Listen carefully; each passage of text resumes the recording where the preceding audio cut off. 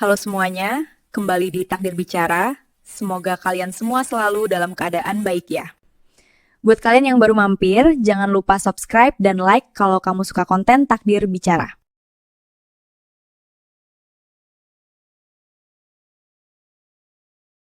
Di tengah hamparan gurun pasir yang membakar kulit, takdir mempertemukan dua manusia dari kutub yang berbeda. Kuncoro, seorang montir desa lulusan SD yang hanya mengandalkan insting dan tangannya yang kasar, harus berhadapan dengan Dr. Siska, ilmuwan jenius yang memuja teknologi di atas segalanya. Ketika mobil riset super canggih milik Siska mati total di antah-berantah, kesombongan intelektual sang dokter menjadi tembok tebal yang menghalangi pertolongan. Di bawah terik matahari yang bisa mendidihkan otak, sebuah penghinaan terlontar tajam, memicu pembuktian harga diri yang paling menyakitkan. Ini bukan sekadar kisah cinta, tapi tentang bagaimana darah dan keringat orang bodoh terkadang lebih berharga daripada tumpukan ijazah di saat nyawa berada di ujung tanduk. Matahari siang itu serasa berada hanya 1 jengkal di atas kepala, membakar hamparan aspal lurus yang membelah gurun pasir tanpa ampun, hingga udara terlihat bergelombang karena fatamorgana panas yang mematikan. Di dalam kabin sejuk mobil SUV prototipe berwarna perak metalik, Dr. Siska mengetukkan jari-jarinya yang lentik dan terawat di atas setir berlapis kulit sintetis, sambil matanya yang tajam menatap deretan angka digital pada layar dashboard hologram. Wanita muda bergelar dokter teknik mesin termuda itu sedang melakukan uji coba solo lintas provinsi untuk membuktikan ketahanan sistem pendingin mesin ciptaannya, sebuah mahakarya teknologi yang ia yakini akan mengubah industri otomotif dunia. Namun, keyakinan Siska yang setinggi langit itu mendadak terguncang ketika sebuah indikator merah berkedip liar di panel utama, diikuti oleh suara mendesis tajam dari balik kap mesin yang terdengar seperti ular yang sedang marah. Sebelum ia sempat memproses data diagnostik yang rumit di kepalanya, mesin mobil yang diklaim anti panas itu tersentak keras 1 kali, lalu mati total, meninggalkan Siska dalam keheningan gurun yang mencekam dan sistem pendingin kabin yang perlahan mulai kehilangan hembusan nafas dinginnya. Siska mencoba menekan tombol start berulang kali dengan rasa frustasi yang mulai merayap naik ke ubun-ubun. Namun mesin canggih itu tetap membisu, seolah menolak perintah dari penciptanya sendiri. Ia memukul setir dengan telapak tangannya, lalu memutuskan keluar dari mobil untuk memeriksa keadaan. Namun begitu pintu terbuka, hawa panas setinggi 45 derajat Celcius langsung menampar wajahnya yang halus tanpa belas kasihan. Keringat sebesar biji jagung mulai muncul di pelipisnya saat ia membuka kap mesin yang berat, memperlihatkan jeroan mesin yang rumit penuh dengan kabel serat optik dan tabung titanium yang berkilauan. Siska berkaca pinggang di tengah jalan sepi itu, merasa dikhianati oleh logikanya sendiri, sampai telinganya menangkap suara deru motor tua yang terdengar kasar dan menyedihkan dari kejauhan. Sebuah motor bebek butut dengan keranjang rotan berisi peralatan bengkel di jok belakang perlahan mendekat. Dikendarai oleh seorang pria yang mengenakan kaos partai lusuh berwarna abu-abu yang sudah memudar warnanya. Pengendara motor itu adalah Kuncoro, seorang montir desa yang kebetulan sedang dalam perjalanan pulang setelah membetulkan pompa air warga di desa seberang gurun. Ia memelankan laju motornya saat melihat mobil mewah yang terparkir darurat di bahu jalan, lalu berhenti tepat di belakang mobil Siska dengan suara rem yang berdecit menyakitkan telinga. Kuncoro menurunkan standar motornya, menyeka keringat yang bercampur debu di dahinya dengan punggung tangan yang hitam karena oli, lalu berjalan mendekat dengan langkah ragu namun sopan. Ia melihat sosok wanita cantik yang berdiri angkuh di samping kap mesin terbuka, dan naluri kemanusiaannya langsung bergerak untuk menawarkan pertolongan di tengah neraka dunia ini. Dengan senyum tulus yang memperlihatkan gigi putihnya yang kontras dengan kulit sawo matang yang terbakar matahari, Kuncoro menyapa dengan suara lembut, menanyakan apakah mobil tersebut mogok dan menawarkan bantuan untuk sekedar mengecek kondisi mesinnya. Siska menoleh perlahan, menurunkan kacamata hitam mahalnya hingga ke ujung hidung, lalu menatap Kuncoro dari ujung rambut yang berantakan hingga ujung kaki yang hanya beralaskan sandal jepit karet yang sudah tipis. Tatapan itu bukan tatapan terima kasih, melainkan tatapan seorang peneliti yang sedang melihat spesimen bakteri kotor di bawah mikroskop laboratoriumnya. Siska mendengus kasar, lalu dengan gerakan tangan mengusir seolah sedang menghalau lalat, ia mengatakan bahwa ia tidak membutuhkan bantuan dari orang asing yang bahkan terlihat tidak mampu membeli sabun mandi. Namun Kunchoro yang terbiasa hidup susah tidak mudah tersinggung. Ia tetap berdiri di sana dan mencoba menjelaskan bahwa ia adalah montir bengkel yang mengerti sedikit soal mesin. Barangkali ada kabel yang longgar atau sekring yang putus karena guncangan jalan. Kunchoro bahkan sudah merogoh saku celananya yang kotor untuk mengeluarkan sebuah kunci pas kecil yang selalu ia bawa kemana-mana sebagai jimat keberuntungannya. Melihat Kunchoro mengeluarkan alat sederhana itu, amarah Siska meledak seketika karena ia merasa integritas karya ilmiahnya sedang dilecehkan oleh seorang pria kampung yang tidak tahu diri. Ia melangkah maju dengan agresif, menunjuk kunci pas di tangan Kunchoro dengan jari telunjuknya yang gemetar menahan emosi, lalu berteriak bahwa mobil ini bukan truk pengangkut pasir yang biasa ditangani oleh montir pinggiran. Siska menyebut alat-alat yang dibawa Kunchoro sebagai sampah besi yang hanya akan menggores kemulusan komponen mesin titanium biliknya jika disentuh sedikit saja. Suara Siska melengking tinggi membelah udara panas, penuh dengan racun kesombongan yang didasari oleh gelar akademik berderet yang ia miliki, menegaskan bahwa logika seorang lulusan SD tidak akan pernah bisa menjangkau kompleksitas sistem pembakaran hibrid yang ia rancang selama bertahun-tahun di universitas luar negeri. Kunchoro terdiam. Tangannya yang memegang kunci pas perlahan turun ke sisi tubuhnya. Genggamannya mengerat hingga buku-buku jarinya memutih, menahan rasa malu yang mendadak menyeruak di dada. Ia bukan tidak pernah dihina, tapi dihina saat berniat baik di tengah gurun yang mematikan ini terasa jauh lebih menyakitkan daripada pukulan fisik apapun. Ia menundukkan kepalanya, menyembunyikan sorot mata yang terluka. Sementara Siska terus mencercanya dengan kata-kata pedas tentang perbedaan kasta intelektual mereka. Siska bahkan tertawa sinis, mengatakan bahwa membiarkan Kunchoro menyentuh mesinnya sama saja dengan membiarkan seekor kera memperbaiki jam tangan Swiss yang rumit.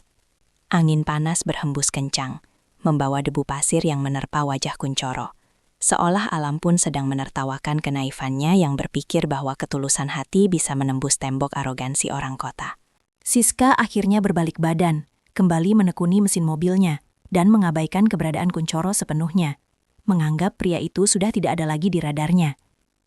Ia bergumam keras-keras, sengaja agar Kunchoro mendengar, bahwa ia lebih baik menunggu tim penyelamat resminya datang, daripada harus merendahkan martabat ilmu pengetahuannya dengan bantuan montir amatir. Kunchoro menarik napas panjang, mencoba menelan gumpalan pahit di tenggorokannya. Lalu dengan suara bergetar namun tetap santun ia berkata, bahwa gurun ini tidak kenal ampun pada siapa saja, tidak peduli apa gelarnya. Ia mengingatkan Siska untuk berhati-hati dengan dehidrasi, karena suhu akan semakin naik dalam 1 jam ke depan. Sebuah peringatan tulus yang lahir dari pengalamannya hidup puluhan tahun di tanah gersang ini. Namun peringatan itu hanya dibalas dengan bantingan keras kap mesin oleh Siska, yang merasa terganggu konsentrasinya. Pria itu akhirnya melangkah mundur, kembali ke motor bututnya dengan perasaan campur aduk, antara kasihan dan sakit hati yang mendalam. Ia tidak langsung pergi, melainkan menuntun motornya sejauh 50 meter ke arah sebatang pohon kaktus besar yang memberikan sedikit bayangan. Memutuskan untuk menunggu dari kejauhan, karena nuraninya tidak tega meninggalkan wanita itu sendirian. Dari kejauhan, Siska melihat Kunchoro yang duduk diam di atas motornya, dan ia mendengus jijik sambil mengeluarkan ponsel satelitnya untuk menghubungi markas, yakin bahwa bantuan akan segera datang. Namun, saat Siska menekan tombol panggil, layar ponsel canggih itu hanya menampilkan semut abu-abu tanpa sinyal. Dan untuk pertama kalinya, rasa takut yang dingin mulai merayap di punggungnya yang berkeringat. Sementara matahari semakin garang menatapnya dari atas sana, seolah siap memangsa kesombongannya. 1 jam berlalu, dan keangkuhan Dr. Siska mulai perlahan-lahan mencair bersamaan dengan keringat yang kini membasahi seluruh pakaian mahalnya hingga terasa lengket dan menyesakkan. Ia mencoba membuka kembali kap mesin mobilnya, namun logam perak itu kini terasa begitu panas hingga kulit telapak tangannya nyaris melepuh saat menyentuhnya. Di dalam mobil, suhu kabin sudah menyerupai oven raksasa yang memanggang oksigen, membuat Siska kesulitan bernafas dan mulai merasakan pening yang berdenyut kencang di balik pelipisnya. Ia berkali-kali memeriksa layar ponsel satelitnya, berharap ada satu bar sinyal yang muncul. Namun benda mahal itu tetap mati karena radiasi panas gurun yang mengganggu frekuensi elektroniknya. Siska mencoba memaksakan logikanya bekerja, mencari cara untuk mendinginkan radiator secara manual, namun ia baru menyadari bahwa ia tidak membawa cadangan air selain satu botol mineral kecil yang kini isinya sudah tandas. Ketakutan mulai menggantikan harga diri saat ia menyadari bahwa di gurun ini, gelar doktornya tidak bisa menghasilkan setetes air pun untuk membasahi kerongkongannya yang mulai terasa seperti terbakar pasir. Dari kejauhan, Kuncoro tetap setia mengamati dari bawah bayangan pohon kaktus. Sesekali ia meneguk air dari jerikan plastik bututnya yang sudah menghitam. Ia melihat Siska mulai berjalan sempoyongan di samping mobilnya, mencoba mencari posisi untuk berteduh. Namun aspal gurun justru memantulkan panas yang lebih kejam ke wajah cantiknya. Kuncoro ingin sekali mendekat dan menawarkan airnya. Namun ia teringat kata-kata Siska yang menyebut alat-alatnya sebagai sampah besi yang kotor dan tidak layak. Ada perang batin di dalam dada pria lulusan SD itu, antara rasa sakit hati yang masih membekas dan rasa iba melihat seorang manusia yang sedang berada di ambang bahaya. Ia tahu betul tanda-tanda dehidrasi akut, di mana seseorang mulai kehilangan fokus dan keseimbangan sebelum akhirnya pingsan dan tersengat panas matahari secara langsung. Kuncoro berdiri dari jok motornya, memandangi langit yang masih biru bersih tanpa tanda-tanda awan, menyadari bahwa waktu bagi Siska sedang berdetak menuju titik kritis yang mematikan. Siska mulai berhalusinasi. Ia merasa melihat genangan air jernih di tengah jalan aspal, yang sebenarnya hanyalah pantulan cahaya yang menipu matanya yang mulai mengabur. Ia mencoba melangkah maju, namun kakinya yang terbalut sepatu hak tinggi berkualitas tinggi itu justru terpeleset, membuatnya jatuh terduduk di atas aspal yang membara. Rasa sakit yang tajam menjalar dari telapak tangannya yang kini merah padam karena menyentuh jalanan panas, membuat Siska merintih kesakitan sambil meneteskan air mata yang langsung menguap sebelum sempat jatuh ke pipi. Kesombongan yang tadi ia tunjukkan, kini runtuh berkeping-keping, digantikan oleh rasa putus asa yang luar biasa, karena ia merasa ditinggalkan oleh dunia dan teknologinya sendiri. Ia menoleh ke arah Kuncoro, sosok yang tadi ia usir dengan hinaan. Namun egonya masih berusaha membisikkan bahwa meminta bantuan pada orang kampung adalah sebuah kekalahan telak bagi intelektualitasnya. Namun, rasa haus yang mencekik dan pandangan yang mulai menggelap memaksa insting bertahan hidupnya mengambil alih kendali tubuhnya yang sudah lunglai. Siska mencoba berteriak memanggil Kuncoro. Namun suaranya hanya keluar sebagai bisikan serak yang tertelan oleh angin gurun yang berderu kencang membawa debu. Ia melambaikan tangannya dengan lemah. Sebuah isyarat kecil yang penuh dengan kepasrahan. Berharap pria di kejauhan itu masih peduli pada nyawanya yang hampir hilang. Kuncoro yang melihat isyarat itu langsung menyalakan motor bututnya. Suaranya yang kasar kini terdengar seperti musik penyelamat bagi telinga Siska yang mulai berdenging. Tanpa memedulikan gengsi atau dendam, Kuncoro memacu motornya mendekat, dan segera melompat turun sebelum motornya benar-benar berhenti untuk menolong Siska. Ia segera memayungi tubuh Siska dengan kain sarung kusam yang ia ambil dari keranjang motornya, mencoba memberikan sedikit perlindungan dari sinar ultraviolet yang sedang menghunjam tanpa ampun. Kuncoro tidak berkata apa-apa. Ia hanya fokus pada tindakan penyelamatan pertama yang ia pelajari dari pengalaman hidupnya yang keras di desa pinggiran gurun ini. Pria itu perlahan menyodorkan jerikan airnya ke bibir Siska yang sudah pecah-pecah dan berwarna putih karena kekeringan yang ekstrim. Siska yang tadi menghina kerumuhan Kuncoro, kini meminum air dari jerikan kotor itu dengan rakus. Tidak peduli lagi dengan standar higienis yang selalu ia agung-agungkan di laboratorium. Air itu terasa lebih nikmat daripada anggur termahal manapun yang pernah ia cicipi, memberikan sedikit nyawa kembali ke dalam aliran darahnya yang mulai mengental karena panas. Kuncoro menatap Siska dengan pandangan yang tenang namun penuh dengan ketegasan, seolah ingin menunjukkan bahwa di alam liar ini, keberanian dan kesiapan jauh lebih dibutuhkan daripada sekedar tumpukan ijazah. Setelah Siska mulai sedikit tenang, Kuncoro memeriksa denyut nadi di pergelangan tangan sang dokter, memastikan bahwa kondisi jantungnya masih stabil, meskipun tubuhnya sudah sangat lemah. Siska hanya bisa terdiam membisu, menatap wajah pria yang tadi ia sebut otak udang itu, dengan perasaan malu yang amat sangat mendalam. Namun, ketenangan itu hanya bersifat sementara, karena Kuncoro menyadari bahwa sistem mobil Siska telah mengalami kebocoran besar pada bagian sensor pendingin yang menyatu dengan sistem transmisi. Cairan hidrolik dan pendingin mesin telah menguap habis karena tekanan tinggi yang salah perhitungan. Sebuah kesalahan fatal dalam desain yang tidak pernah diperkirakan oleh otak jenius Siska. Kuncoro menjelaskan dengan bahasa sederhana bahwa tanpa cairan pengganti, mesin itu tidak akan pernah bisa menyala kembali, dan mereka akan terjebak selamanya di sini. Siska mencoba membantah dengan istilah-istilah teknis yang rumit, namun suaranya terhenti saat ia melihat sendiri asap tipis keluar dari celah mesin yang sudah mulai melelah karena panas berlebih. Ia menyadari bahwa semua teori yang ia banggakan tidak bisa memberikan solusi instan untuk menciptakan cairan pengganti di tengah padang pasir yang luas dan gersang ini. Siska tertunduk lesu di samping mobil mewahnya yang kini tak lebih dari sebongkah besi rongsokan yang tidak berguna di mata alam semesta. Tekanan lingkungan semakin menjadi-jadi ketika badai pasir kecil mulai terlihat di ufuk timur, menandakan bahwa cuaca akan menjadi jauh lebih buruk dalam beberapa jam ke depan. Kuncoro tahu, mereka tidak bisa menunggu bantuan dari kota yang jaraknya masih puluhan kilometer tanpa jaminan sinyal atau patroli yang lewat tepat waktu. Ia menatap mobil Siska, lalu menatap tangannya yang kasar, mulai memikirkan sebuah rencana gila yang mungkin hanya bisa dipikirkan oleh orang yang sudah tidak punya apa-apa lagi untuk kehilangan. Siska yang melihat ekspresi serius di wajah Kuncoro mulai merasa cemas dan bertanya apa yang sedang ia pikirkan. Namun Kuncoro hanya diam sambil mengasah sebuah pisau kecil di atas batu jalanan. Ketegangan meningkat di antara mereka, di mana Siska merasa nyawanya kini benar-benar bergantung pada tangan seorang pria yang baru saja ia hancurkan harga dirinya dengan kata-kata kejam. Suasana menjadi sunyi senyap, hanya suara asahan pisau dan deru angin yang menjadi saksi bisu atas keputusasaan yang sedang menyelimuti mereka berdua.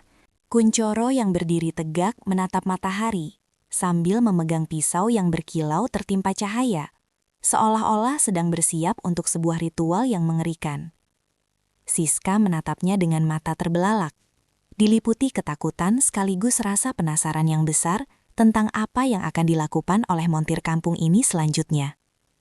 Ia menyadari bahwa batas antara kecerdasan intelektual dan keberanian bertindak sedang diuji di tempat yang paling tidak terduga ini, di mana teori seringkali kalah oleh improvisasi nekat. Angin bertiup lebih kencang, menerbangkan topi laboratorium Siska jauh ke tengah padang pasir, meninggalkan dirinya yang kini benar-benar telanjang tanpa perlindungan status sosialnya di hadapan Kuncoro. Apakah pengorbanan yang direncanakan Kuncoro benar-benar sepadan dengan nyawa wanita yang telah menghinanya begitu rendah? Ataukah ini awal dari sebuah tragedi yang lebih besar lagi bagi mereka berdua? Langit yang tadinya biru cerah, perlahan berubah menjadi jingga pekat yang mencekam, membawa hawa dingin yang menusuk tulang. Sebuah kontras yang kejam setelah seharian disiksa oleh panas yang membara. Dokter Siska terduduk lemas di aspal. Punggungnya bersandar pada pintu mobil yang mulai mendingin. Namun tubuhnya justru mulai menggigil hebat karena efek dehidrasi akut yang menyerang sistem syarafnya. Pandangannya mulai berbayang. Ia melihat bayangan Kuncoro yang bergerak mondar-mandir di depan kap mesin seperti siluet hantu yang tidak kenal lelah di tengah kegelapan yang merayap. Kesadaran Siska timbul tenggelam. Ia merasa seolah-olah dunianya yang penuh dengan angka dan rumus kini sedang runtuh, menyisakan dirinya yang rapuh dan tak berdaya di hadapan alam yang maha luas. Ia mencoba memanggil nama Kuncoro, namun bibirnya yang pecah dan kaku hanya mampu mengeluarkan rintihan kecil yang segera hilang diterpa angin malam yang mulai melolong di sela-sela bebatuan gurun. Siska mulai merasakan ketakutan yang belum pernah ia alami seumur hidupnya. Sebuah ketakutan akan kematian yang sunyi di tempat yang tidak menyisakan jejak bagi keberadaannya yang dianggap penting. Semua pencapaian akademiknya, gelar doktor yang ia sandang, hingga penghargaan internasional yang ia koleksi, kini terasa seperti sampah yang tidak memiliki nilai tukar untuk satu teguk keselamatan. Ia melihat tangannya yang halus kini penuh dengan bintik merah dan debu yang mengerak, simbol dari runtuhnya martabat seorang teknokrat yang selama ini memandang rendah kerja fisik. Di sisi lain, ia melihat Kunchoro dengan tenang menyalakan api kecil dari ranting kaktus kering, sebuah keterampilan bertahan hidup sederhana yang tidak pernah diajarkan di universitas manapun di dunia. Rasa sesak di dadanya bukan lagi karena panas, melainkan karena rasa bersalah yang mulai menghimpit nuraninya saat ia menyadari bahwa satu-satunya manusia yang peduli padanya adalah pria yang ia sebut kerah. Keadaan menjadi semakin genting ketika Siska tiba-tiba mengalami kejang ringan. Tubuhnya tersentak-sentak karena keseimbangan elektrolit di otaknya sudah berada di ambang batas kegagalan total. Kunchoro segera berlari mendekat, meletakkan tangannya yang kasar namun hangat di dahi Siska, mencoba memberikan ketenangan di tengah serangan panik yang mulai melanda sang dokter. Siska menatap mata Kunchoro dengan sisa-sisa kesadarannya, dan untuk pertama kalinya, ia tidak melihat seorang orang kampung yang bodoh, melainkan seorang pelindung yang memiliki ketabahan luar biasa. Air mata Siska jatuh satu-satu, mengalir di pipinya yang kotor, mencerminkan keretakan total pada ego dan kesombongan yang selama ini menjadi tameng hidupnya. Ia ingin meminta maaf, namun lidahnya terasa terlalu berat untuk mengucapkan satu kata pun. Hanya jemarinya yang lemah mencoba menggapai lengan baju Kunchoro yang lusuh sebagai tanda minta tolong yang paling tulus. Kunchoro tahu bahwa Siska tidak akan bertahan sampai pagi jika mereka hanya diam menunggu di tempat ini tanpa melakukan tindakan yang luar biasa nekat. Ia memeriksa kembali tangki cairan hidrolik mobil Siska yang sudah benar-benar kosong dan kering kerontang. Menyadari bahwa sistem kemudi dan pengereman tidak akan berfungsi tanpa tekanan cairan. Logika Kunchoro yang sederhana namun praktis mulai memutar otak, mencari apapun yang bisa menggantikan fungsi minyak atau air di tengah padang pasir yang tidak memberikan pilihan. Siska yang mulai berhalusinasi mulai meracau tentang algoritma mesin dan kegagalan sensor, menunjukkan betapa otaknya yang jenius masih berusaha mencari solusi teoritis di saat tubuhnya sudah menyerah. Kunchoro hanya bisa menghela napas panjang, menatap wanita di pelukannya dengan tatapan iba sekaligus penuh tekad untuk melakukan sesuatu yang belum pernah terpikirkan oleh akal sehat manusia normal. Tiba-tiba, suara dentuman keras terdengar dari arah mesin mobil. Rupanya ada komponen elektronik yang meledak kecil karena korsleting akibat suhu ekstrem, mematikan harapan terakhir Siska akan perbaikan otomatis. Siska menangis terseduh-seduh. Ia merasa benar-benar telah sampai di titik nadir kehidupannya, merasa bahwa ini adalah hukuman atas segala kesombongan yang ia pelihara selama ini. Ia memohon kepada Kunchoro untuk meninggalkannya dan menyelamatkan diri sendiri, karena ia merasa tidak pantas diselamatkan oleh orang yang sudah ia injak-injak harga dirinya. Namun, Kunchoro justru menggelengkan kepala dengan mantap. Ia berkata dengan suara rendah namun penuh wibawa bahwa ia tidak dididik oleh ayahnya untuk meninggalkan orang yang sedang sekarat, siapapun itu. Kalimat itu menghujam jantung Siska lebih dalam daripada semua hinaan yang pernah ia lontarkan, memperlihatkan perbedaan kualitas moral yang begitu kontras antara mereka berdua. Malam semakin larut dan suhu udara turun drastis, membuat tubuh Siska yang dehidrasi mulai mengalami hipotermia. Sebuah kombinasi mematikan yang bisa menghentikan detak jantungnya dalam hitungan jam. Kunchoro menyelimuti Siska dengan jaket kulit tuanya yang berbau oli dan bensin, mencoba menyalurkan sedikit kehangatan dari tubuhnya yang kuat untuk menopang sisa hidup sang dokter. Siska mulai kehilangan fokus pada dunia nyata. Ia merasa sedang melayang di antara hidup dan mati, sementara bayangan kesuksesannya di masa lalu terasa begitu jauh dan tidak berarti lagi. Ia menyadari bahwa di hadapan maut, kecerdasan intelektual hanyalah sebuah ornamen, sementara ketulusan hati adalah satu-satunya kompas yang bisa menunjukkan jalan pulang.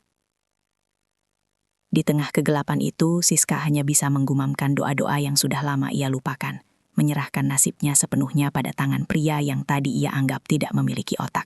Kunchoro berdiri, mengambil sebuah botol plastik kosong dan pisau kecilnya yang tadi ia asah. Ia tampak telah membulatkan sebuah keputusan besar yang sangat beresiko bagi nyawanya sendiri. Ia menatap mobil canggih Siska dengan pandangan menantang, seolah-olah ia sedang bersiap untuk bertarung melawan monster besi yang telah merenggut nyawa orang-orang yang ia cintai di masa lalu. Siska yang setengah sadar melihat Kunchoro mendekati bagian mesin dengan tatapan yang sangat dingin dan fokus. Tidak ada lagi rasa ragu atau takut yang tersisa di wajah montir desa itu.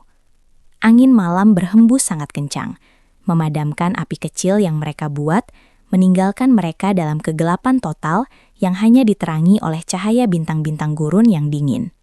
Siska merasakan sebuah firasat buruk, sebuah rasa cemas yang mendalam tentang apa yang akan dilakukan Kunchoro demi menyelamatkan dirinya yang tidak berharga ini. Keheningan yang mencekam, di mana hanya terdengar suara napas Siska yang tersengal-sengal dan suara langkah kaki Kunchoro yang mantap mendekati mobil.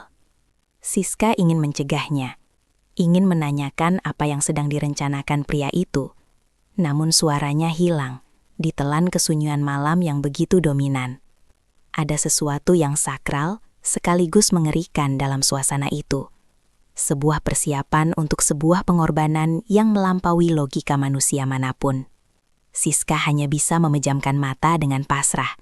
Sementara di dalam pikirannya, ia mulai membayangkan konsekuensi dari ketidakmampuannya sebagai seorang dokter yang justru harus bergantung pada nyawa seorang montir. Apakah Kunchoro benar-benar akan melakukan hal gila itu? Ataukah ini adalah akhir dari perjalanan mereka berdua di tengah gurun yang tak bertepi? Dokter Siska mengerjapkan matanya yang bengkak, mencoba memfokuskan pandangan pada Kunchoro yang kini berdiri di hadapannya dengan rahang yang mengeras dan sorot mata yang tak lagi mengandung keramahan. Dengan gerakan tangan yang gemetar, Siska berusaha meraih botol air yang sudah kosong. Namun Kunchoro hanya menatapnya diam tanpa memberikan bantuan fisik, seolah sedang menguji sisa-sisa harga diri sang dokter. Pria itu meletakkan sebuah wadah plastik di atas dashboard yang pecah, lalu mulai menjelaskan dengan kalimat pendek bahwa ia menemukan cara untuk mengaktifkan sistem hidrolik darurat agar mobil bisa digerakkan. Siska tertawa meremehkan di sela batuknya yang kering. Ia berargumen bahwa tanpa cairan viskositas tinggi yang sesuai spesifikasi pabrik, pompa hidrolik itu akan meledak dalam hitungan detik. Kunchoro tidak membantah dengan rumus. Ia hanya menatap Siska dengan tajam dan berkata bahwa teori wanita itu tidak berguna jika mereka akhirnya mati membusuk menjadi tengkorak di aspal ini.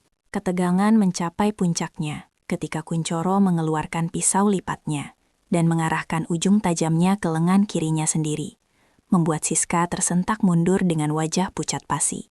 Siska berteriak bahwa Kunchoro sudah gila dan kehilangan akal sehat karena tekanan panas.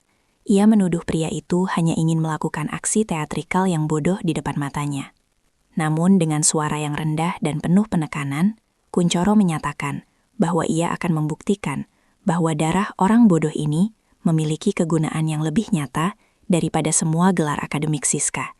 Siska yang merasa terpojok oleh kenyataan bahwa dirinya benar-benar tidak berdaya, justru kembali menggunakan lidahnya sebagai senjata untuk menutupi rasa takutnya yang amat sangat. Ia meludah ke arah aspal, lalu dengan nada yang penuh kebencian dan penghinaan yang luar biasa, ia menantang Kunchoro untuk melakukan tindakan gila tersebut sebagai ajang pembuktian terakhir. Siska kemudian mengucapkan kalimat yang akan ia sesali seumur hidupnya. Ia berteriak dengan suara melengking di tengah kesunyian gurun yang mencekam itu. "Kau takkan paham mesin ini, kampung. Kalau kau bisa nyalakan mobil ini dan bawa aku ke kota, aku jadi istrimu. Coba saja otak udangmu itu." Kalimat itu bergema di antara bukit-bukit pasir. Sebuah tantangan ekstrem yang lahir dari rasa frustrasi dan kesombongan yang masih tersisa di dasar hati sang dokter jenius. Siska yakin bahwa tantangan itu mustahil dilakukan. Ia berpikir bahwa Kunchoro hanya menggertak dan tidak akan berani menyakiti dirinya sendiri demi menyelamatkan orang yang telah menghinanya. Namun, ia tidak menyadari bahwa bagi pria seperti Kunchoro, harga diri adalah satu-satunya harta yang ia miliki, dan ia siap mempertaruhkannya hingga tetes terakhir. Tatapan mata Kunchoro berubah menjadi sangat dingin, sebuah perubahan emosi yang membuat bulu kuduk Siska berdiri, meskipun udara di sekitar mereka mulai terasa menghangat. Kunchoro tidak menjawab dengan kata-kata. Ia justru menarik nafas panjang, dan dengan satu gerakan cepat, ia menyayat lengan bawahnya sendiri cukup dalam hingga darah segar mulai mengalir deras. Siska terpekik ngeri. Ia menutup mulutnya dengan kedua tangan sambil melihat darah merah kental itu ditampung ke dalam wadah plastik oleh Kunchoro tanpa ekspresi kesakitan sedikit pun. Kuncoro kemudian mencampur darah tersebut dengan sedikit sisa oli bekas dari botol di motornya, menciptakan cairan darurat yang ia yakini mampu memberikan tekanan cukup pada sistem hidrolik mobil. Ia menuangkan cairan merah itu ke dalam tangki reservoal mobil Siska, sebuah pemandangan yang membuat perut Siska mual, sekaligus jantungnya berdegup kencang karena rasa tidak percaya. Pria itu kemudian merobek kaos lusuhnya untuk membalut lukanya sendiri dengan kasar, lalu ia duduk di kursi pengemudi dan mulai mengutak-atik kabel di bawah kemudi. Setelah beberapa menit yang terasa seperti selamanya, Kuncoro menekan tombol starter dengan ibu jarinya yang berlumuran darah. Dan secara ajaib, mesin mobil itu batuk 1 kali, sebelum akhirnya meraung hidup. Cahaya dashboard hologram kembali menyala, memantulkan warna biru pucat pada wajah Siska, yang kini tampak seperti melihat sebuah mukjizat yang tidak masuk akal dalam hukum fisika manapun. Kuncoro menoleh ke arah Siska dan memerintahkannya untuk masuk ke dalam mobil dengan suara yang datar. Tidak ada nada kemenangan atau kebanggaan dalam bicaranya. Siska merangkak masuk ke kursi penumpang dengan tubuh gemetar. Ia merasa sangat kecil dan tidak berarti di samping pria yang baru saja memberikan darahnya untuk menghidupkan mesin karyanya. Namun mesin itu hanya mampu memberikan tenaga untuk sistem kemudi, sementara roda penggerak utama masih terkunci karena kegagalan sistem transmisi yang tidak bisa diperbaiki hanya dengan darah. Kuncoro keluar dari mobil lagi, ia mengambil seutas tali tambang besar dari motor bututnya dan mulai mengikatkan ujungnya ke bumper depan mobil SUV yang berat itu. Siska bertanya dengan suara parau apa yang akan ia lakukan, dan Kuncoro menjawab singkat bahwa ia akan menarik mobil ini sejauh 10 km menuju pos penjagaan terdekat. Siska tercengang. Ia mengingatkan bahwa Kuncoro baru saja kehilangan banyak darah dan berjalan di atas aspal panas tanpa alas kaki adalah tindakan bunuh diri yang konyol. Namun Kuncoro tidak memedulikan peringatan itu. Ia mulai melingkarkan tali tambang itu ke bahunya, memposisikan tubuhnya dengan tumpuan yang kuat seolah-olah ia adalah seekor kerbau penarik bajak.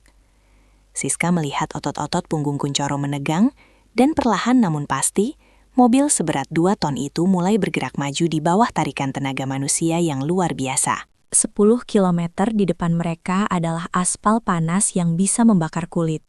Namun Kuncoro mulai melangkah maju dengan kaki telanjang, meninggalkan jejak kaki yang basah karena darah yang masih merembes dari balutan lengannya. Siska duduk di dalam kabin yang mulai sejuk karena AC yang kembali berfungsi. Namun hatinya merasa begitu terbakar oleh rasa malu melihat pengorbanan pria di depannya. Ia melihat dari kaca depan bagaimana tubuh Kuncoro membungkuk rendah, menahan beban yang tidak manusiawi demi menepati sebuah tantangan yang lahir dari mulut wanita yang jahat. Setiap langkah Kuncoro adalah sebuah tamparan bagi inteligensi Siska. Sebuah bukti nyata bahwa teori seringkali tidak berdaya tanpa keberanian untuk berkorban secara fisik. Siska hanya bisa terdiam, menggenggam erat sabuk pengamannya sambil air mata mulai mengalir deras tanpa henti, menyadari betapa kejamnya ia telah merendahkan pria ini. Kuncoro terus berjalan tertatih-tatih di tengah gurun yang luas, menyeret mobil mewah itu dengan sisa-sisa kekuatannya yang makin menipis. Aspal di belakangnya kini tidak hanya meninggalkan jejak ban mobil, tapi juga cacaran darah segar yang mulai mengering tertimpa debu pasir yang berterbangan. Siska hanya bisa menatap punggung Kuncoro yang basah oleh keringat dan darah. Sebuah punggung yang kini terlihat lebih kokoh daripada pilar universitas manapun yang pernah ia tempati. Apakah Kuncoro akan berhasil mencapai pos penjagaan sebelum tubuhnya benar-benar ambruk karena kehabisan tenaga dan darah di tengah jalan yang sepi itu? Ataukah Siska akan dipaksa menyaksikan kematian pria yang baru saja ia tantang untuk menjadi suaminya, di bawah terik matahari yang mulai naik kembali? Cahaya fajar menyingsing di cakrawala, menyinari sosok Kuncoro yang tampak seperti bayangan hitam yang terus bergerak maju dengan sisa tenaga yang nyaris mustahil bagi manusia biasa.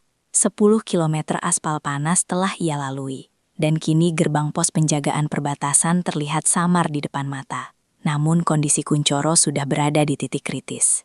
Kakinya yang tanpa alas telah melepuh parah, meninggalkan jejak merah yang mengerikan di sepanjang jalan. sementara wajahnya sepucat kertas karena kehilangan banyak darah yang ia relakan untuk sistem hidrolik mobil. Dokter Siska yang duduk di dalam kabin hanya bisa terpaku. Tangannya menutup mulut menahan isak tangis yang pecah saat ia melihat bahu Kuncoro yang gemetar hebat menahan beban tali tambang yang menyayat dagingnya. Pria itu tidak pernah menoleh ke belakang, tidak pernah mengeluh. Ia hanya terus melangkah dengan satu tujuan pasti, menyelamatkan wanita yang telah meludahi harga dirinya. Siska menyadari bahwa mesin canggihnya memang sedang bekerja. Namun ia tahu, mesin itu kini berdetak bukan karena listrik atau bahan bakar, melainkan karena aliran darah merah seorang pria yang ia anggap tak berotak. Tepat beberapa meter di depan pos penjagaan, Kuncoro akhirnya tumbang dengan lutut menghantam aspal keras terlebih dahulu sebelum tubuhnya ambruk sepenuhnya. Mobil SUV perak itu berhenti perlahan, tepat saat beberapa petugas penjaga berlarian keluar dengan wajah panik dan penuh tanda tanya. Siska segera melompat keluar dari mobil, tidak memedulikan penampilannya yang berantakan, dan langsung berlutut di samping tubuh Kuncoro yang sudah bersimbah peluh dan darah. Ia melihat balutan lengan Kuncoro sudah basah kuyup, dan jejak kaki pria itu di aspal benar-benar merupakan rangkaian bercak darah yang membentuk garis panjang pengabdian. Siska memeluk kepala Kuncoro yang terasa dingin, memanggil-manggil namanya dengan suara histeris, memohon agar pria itu tetap membuka matanya di tengah kerumunan petugas yang mulai memberikan pertolongan pertama. Di saat itulah, egonya benar-benar mati, digantikan oleh rasa hormat yang begitu dalam, hingga ia merasa tidak pantas untuk sekedar menyentuh kulit pria yang luar biasa ini. Beberapa hari kemudian, di sebuah ruang rumah sakit kota yang tenang, Kuncoro terbangun dengan perban membungkus lengan dan kedua kakinya yang kini sedang dalam masa pemulihan. Dokter Siska duduk setia di samping tempat tidurnya, mengenakan pakaian sederhana tanpa sedikit pun kesan angkuh yang dulu menjadi ciri khasnya. Begitu melihat Kuncoro membuka mata, Siska langsung menggenggam tangannya dengan erat. Air matanya jatuh membasahi spray putih rumah sakit saat ia mulai meminta maaf berkali-kali atas segala kata-kata jahatnya. Ia menceritakan bagaimana tim medis terperangah melihat modifikasi nekat Kuncoro pada mobil risetnya. Sebuah improvisasi yang menurut para ahli adalah tindakan jenius yang melampaui logika buku teks. Siska menatap Kuncoro dengan pandangan penuh cinta dan penyesalan. Ia menyatakan bahwa dirinya kini telah sadar betapa rendahnya ia di hadapan ketulusan seorang pria seperti Kuncoro. Ruangan itu menjadi saksi bisu bagaimana seorang dokter yang memuja teknologi akhirnya bertekuk lutut di hadapan kemuliaan hati seorang montir desa. Dengan suara yang masih lemah, namun penuh kelembutan, Siska menundukkan kepalanya dan berbisik bahwa ia ingat betul dengan kalimat tantangan ekstrim yang ia ucapkan di tengah gurun waktu itu. Ia mengatakan bahwa ia siap menepati janjinya untuk menjadi istri Kuncoro, menyerahkan seluruh hidup dan karirnya demi mendampingi pria yang telah memberikan nyawa untuknya. Siska merasa ini adalah satu-satunya cara untuk menebus dosa-dosanya dan memulai hidup baru yang lebih berarti di samping orang yang benar-benar ia kagumi. Ia bahkan sudah menyiapkan dokumen-dokumen penting dan siap meninggalkan dunianya yang megah demi hidup di desa bersama Kuncoro jika itu yang diinginkan sang penyelamat. Sorot mata Siska memancarkan harapan yang besar, sebuah keinginan tulus untuk memperbaiki hubungan yang bermula dari kebencian menjadi sebuah ikatan suci yang abadi. Namun Kuncoro hanya diam mendengarkan. Wajahnya tetap stoik dan tenang, seolah sedang menimbang setiap kata yang keluar dari bibir wanita cantik di depannya. Kuncoro perlahan melepaskan genggaman tangan Siska. Sebuah gerakan halus, namun memberikan jarak yang sangat jelas di antara mereka berdua di atas ranjang rumah sakit itu. Ia menatap langit-langit kamar sebentar, lalu mengalihkan pandangannya kepada Siska dengan sorot mata yang jernih. Tanpa ada sisa dendam, namun juga tanpa ada gairah cinta yang diharapkan. Kuncoro berkata dengan nada bicara yang sopan dan datar, bahwa ia melakukan semua pengorbanan itu murni karena rasa kemanusiaan dan harga diri sebagai seorang pria, bukan karena ia mengincar janji pernikahan tersebut. Ia menegaskan bahwa ia menyanggupi tantangan Siska hanya untuk membuktikan bahwa orang kecil sepertinya tidak bisa dibeli atau ditaklukkan hanya dengan kesombongan dan jabatan. Siska tertegun. Ia merasa jantungnya seakan berhenti berdetak saat menyadari bahwa Kunchoro tidak sedang bermain tarik ulur, melainkan sedang menyatakan kebenaran yang pahit. Pria itu ingin Siska tahu bahwa ada hal-hal di dunia ini yang tidak bisa diselesaikan hanya dengan kontrak atau janji-janji emosional di saat terdesak. Saya lakukan itu karena janji saya pada diri sendiri untuk menolong sesama, dokter. Bukan karena saya ingin memilikimu, ucap Kunchoro dengan suara yang kini terdengar lebih mantap dan berwibawa. Kunchoro melanjutkan bahwa pernikahan yang didasari oleh rasa kasihan atau rasa berhutang nyawa tidak akan pernah berakhir bahagia bagi siapapun. Ia lebih memilih kembali ke bengkel kecilnya di desa, hidup tenang dengan mesin-mesin tua dan alat-alat sampah besi miliknya, daripada harus hidup dalam kemewahan yang selalu mengingatkannya pada penghinaan di gurun itu. Siska terpaku. Ia merasa tertampar untuk kedua kalinya. Namun kali ini tamparannya jauh lebih menyakitkan karena menyerang tepat di pusat perasaannya yang baru saja tumbuh.